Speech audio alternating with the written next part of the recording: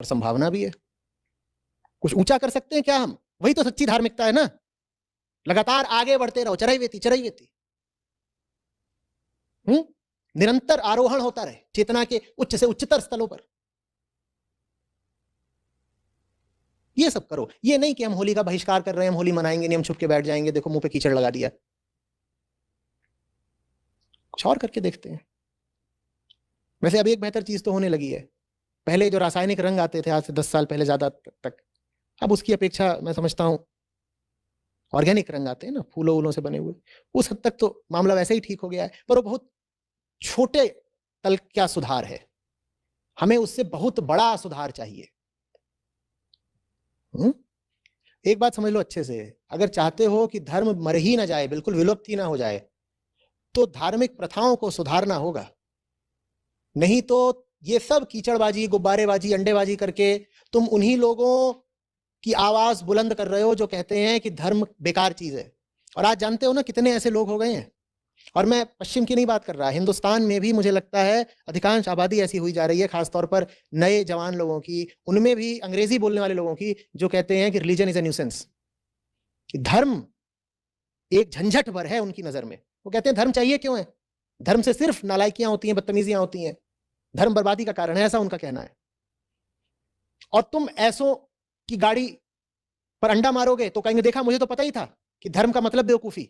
और खास तौर पर याद रखो, सनातन धर्म पर बहुत हमला हो रहा है इस समय, वैदिक धर्म पर जबरदस्त हमला हो रहा है इस समय। तो जो लोग हमला कर रहे हैं उनको बिल्कुल मौका मत दो, जरा भी अवसर मत दो कि वो तुम्हारे धर्म में खोट निकाल पाए। ये अंडेबाजी वगैरह करके तुम धर्म के दुश्मनों के ही हाथ मजबूत कर रहे हो। ये बात समझ में आ रही है? वो यही तो कहते हैं, वो कहते हैं जितने धार्मिक लोग हैं ये सब मंदबुद्धि हैं, ये पागल हैं, यही कहते हैं ना।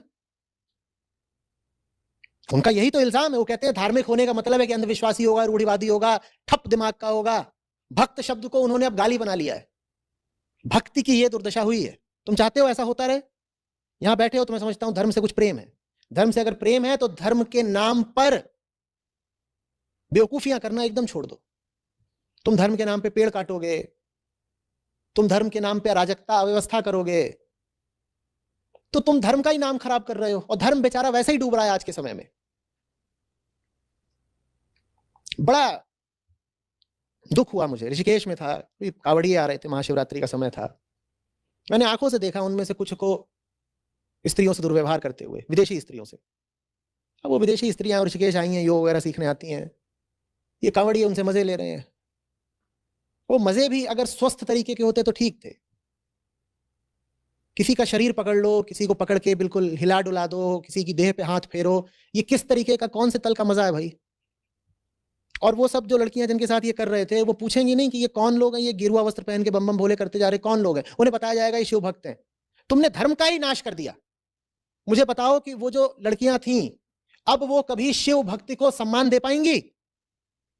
अब वो कभी वैदिक धर्म को, अब वो कभी शैव धर्म को इज्जत की नजर से देख पाएंगी? वो कहेंगे हम जानते हैं शिव के मानने वालों को, इन्होंने हमारे साथ दुर्व्यवहार करा था।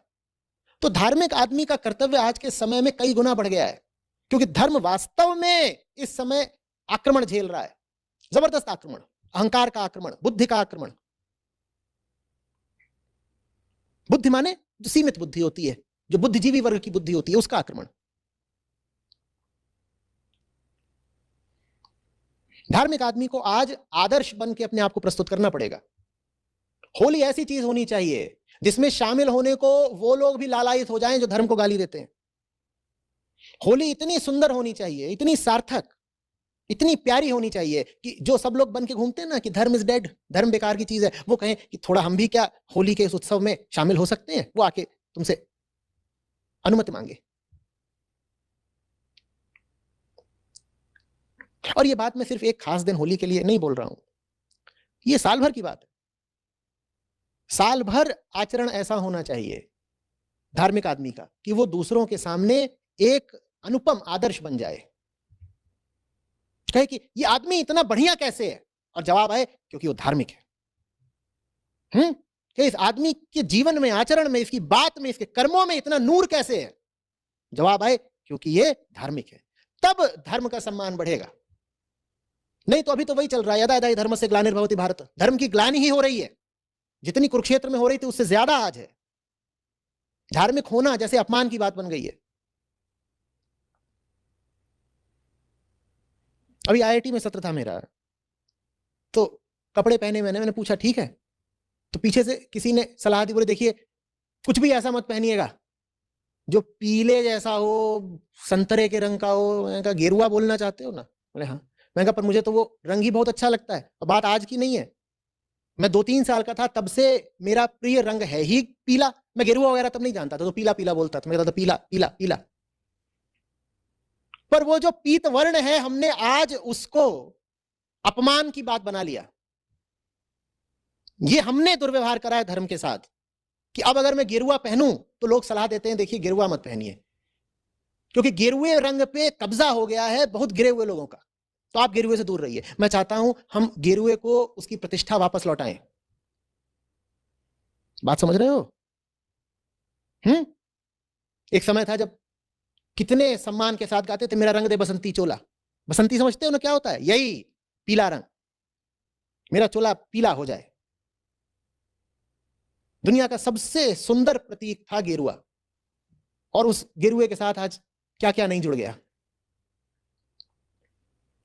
ठीक है, तो धर्म से अगर जरा भी प्यार हो तो जबरदस्त रूप से चौकन्ने रहो कि तुम्हारे आचरण पर उंगली ना उठ जाए। और धर्म के नाम पर उपद्रव और बदतमीजियां तो बिल्कुल भी नहीं। पर आचार्य जी, जो आचरण जिसके आप बोल रहे हैं कि बात उस पर उंगली ना उठ जाए, तो बाह्य आचरण के कारण हमें नहीं, देखो बात को घुमावदार करने की जरूरत नहीं है। बाहरी अंदरूनी आचरण, तुम धर्म के नाम पे लड़कियों को अंडे मार रहे हो, ये बाहरी आचरण है अंदरूनी आचरण है मुझे नहीं पता, मुझे ये पता है कि गलत है। मैं इसमें किसी तरह कोई जटिलता नहीं देखता। तुम बोल रहे हो बम बम भोले, और तुम्हारी टोकरी में कितनी बड़ी बोतल रखी हुई है। अब ये बाहरी आचरण है अंदरूनी आचरण है तुम जानो, पर ये चीज ठीक नहीं है। समझ में आ रही है बात? इसमें किसी तरह की कोई जटिलता है ही नहीं भाई। ये सब काम चेतना के गिरे हुए तल से हो रहे हैं। तुम कह रहे हो हमारे महादेव भी तो भांग धतूरा लेते हैं तो हम भी लेंगे, तो फिर तुम इस लायक भी तो हो जाओ ना पहले कि ऋभु गीता का दान कर सको। शिवत्व के कुछ बाकी लक्षण भी तुम में उभरेंगे, या बस भांग धतूरा ही तुमने सीखा है महादेव से? बोलो। तो ये सब नहीं है। कुछ चीजों में बहुत स्पष्ट होता है कि जो काम हो रहा है वो ठीक नहीं ही है।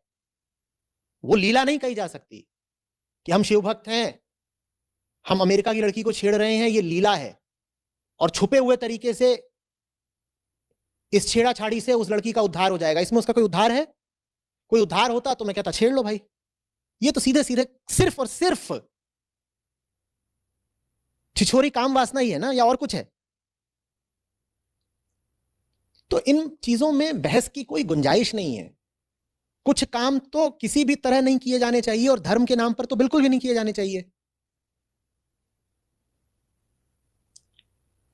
अनजाने लोगों को धमकाना, उपद्रव का माहौल खड़ा करना। अभी प्रश्नकर्ता कह रहे हैं कि लड़कियों को गुब्बारे मार रहे हैं।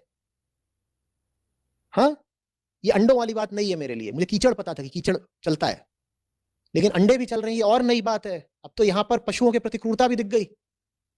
ये कहीं से धार्मिक चीज नहीं है, ये करके हम धर्म का अपमान करवा रहे हैं।